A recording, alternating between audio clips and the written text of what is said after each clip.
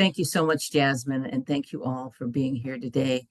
When I heard the theme of the day was trust love, I was personally delighted because, that's what I've been doing for a lot of years and trying to spread love as well. So this is a perfect theme. And so today I've tried to choose some poems that will reflect that. And let's see, let me get the first one up. We travel a lot of roads to get to where we are today. And sometimes they can seem like they're the wrong road and sometimes the right one. It may seem like the straight road, but it may end up being crooked and windy. But all the roads deserve praise. And this is a praise poem called Praise the Road. Praise the road, the way in, the way out, the way through. Paths crooked and straight to consciousness, to this stand of assurance, contentment, to trust.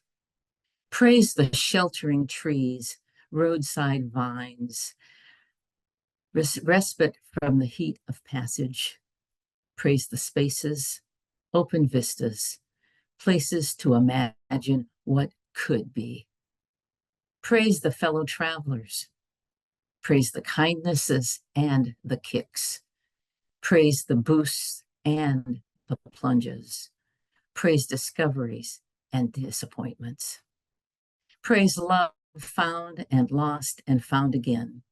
Love for others, love for yourself. Praise the road you sculpted, the road that led you right here.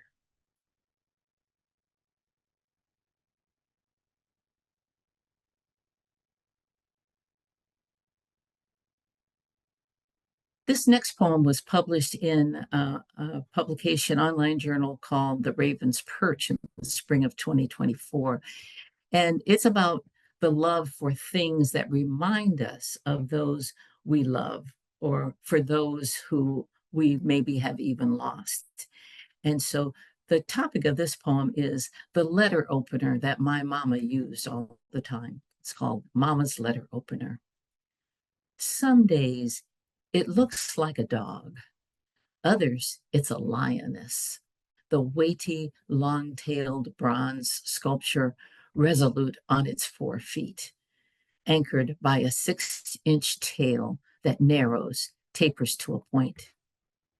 Mail from family or friends, Mama opened first, settled in to read hometown news, who moved, who married, who died. How many years did I watch her sit at our yellow Formica kitchen table, slit open the telephone bill, Publishers Warehouse ads, receipts from North Carolina Mutual Life, the light bill.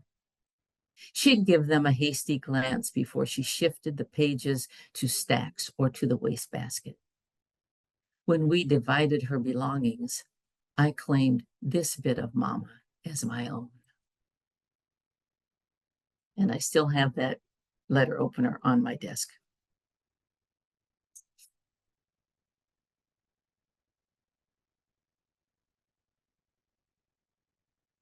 Many of you may know I'm from Detroit, born and raised in Detroit, grew up there in the 50s and 60s.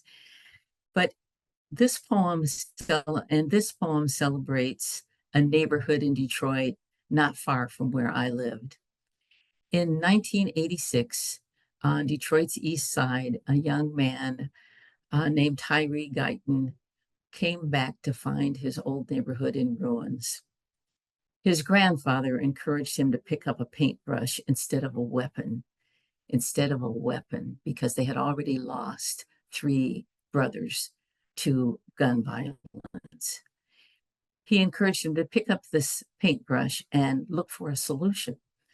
So Tyree and some friends and neighbors and children cleaned up vacant lots, and they transformed the neighborhood into an art environment. So vacant lots have art that is made from refuse that they found and, picked up elsewhere, and abandoned houses became art sculptures. So this poem is A Walk Through the Heidelberg Project, after Rachel Loden. The orange tennis shoes hanging on the fence by their laces flapped their tongues. Welcome to the neighborhood. The two-story polka-dotted house said to the decorated 58 Fiat parked in overgrown grass, "What you doing in Detroit anyway?"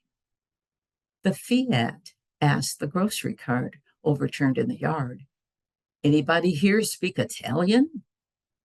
Tyree Guyton surveyed the yard's landscape, deciding whether he should move the blue-green seascaped wash basins to another spot. The iron bars spoke up. "We saw the last of the Italian POWs when they were freed from the camps.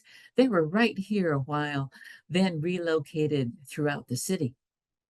Tyree hollered at a kid across the street, "Hey, man, how come you're not in school?" The kid held up both hands. "I'm going, just running late this morning." Then he turned. "Thank you." The polka-dotted house said to the Fiat, "You've been here a while now. Might's well stay like the rest of us." The shoe tongues said, "All of us, and Tyree, we make Heidelberg, Heidelberg."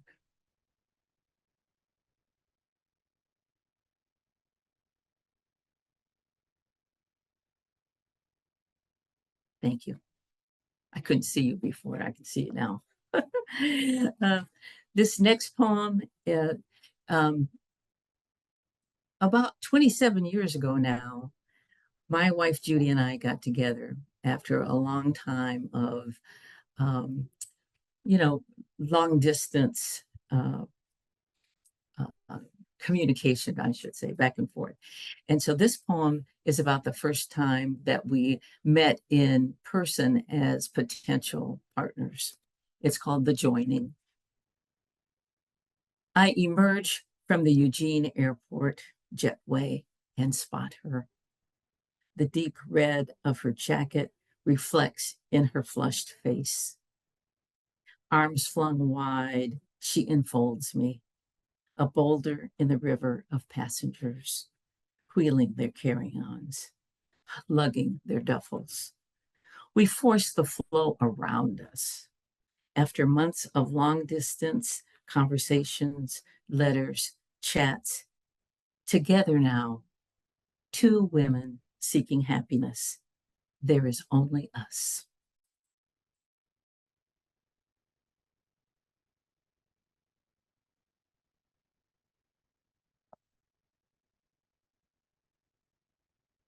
So, excuse me, a lot of times, we've all heard and know we need to love ourselves, give ourselves grace and love ourselves.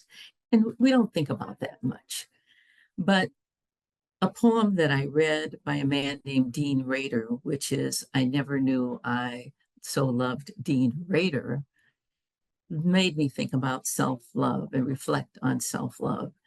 And so I wrote a poem in the same style as Dean Rader. It's called I Never Knew I So Loved Anise.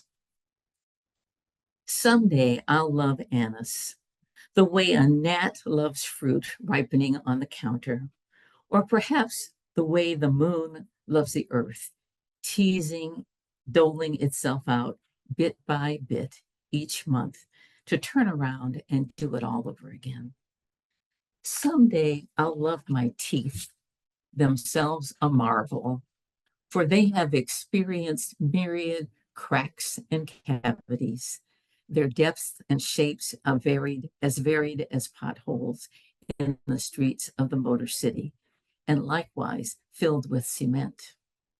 I will dream last. Oh, cement, I will dream last. I never knew I loved my fleshy knees. Why did I inherit those parts of my mother? I never knew I loved my outrage. Once on a flight to Detroit, a pregnant woman beside me was ill, and I still remember how the heat flared in my neck when the flight crew had no blanket for her. Then I dug into my bag for the cover I always carry. I never knew I so loved my arms until they held both my children, cuddled on the balcony at my mother's house, their limbs tucked like new fawns beneath them. I like comparing my girls to fawns, as they have known what it is to be protected, to be loved. Someday, I will love the silence, the way I love being myself. But this is not what I want to say. It is something more like this. The future is not what we dream it would be, and that is only part of it.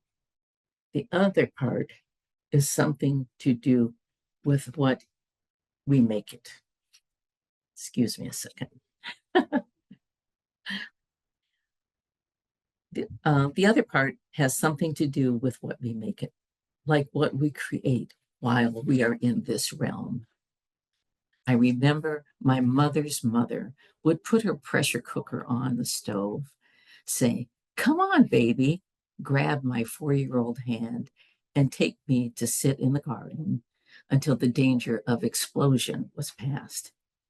I remember naming the hollyhocks and gladiolas. I loved those times. So, excuse me a moment. I need to find, oh, I've got it right here.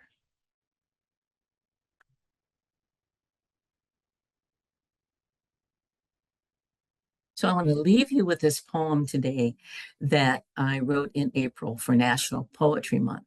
And National Poetry Month, they have a thing called Poem in Your Pocket Day.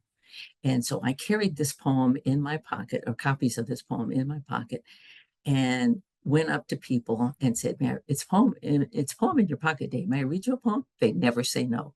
And so uh, anyway, so this is the poem that I wrote then. I want to leave you with today. And at the end, I'll put that poem in the chat for you.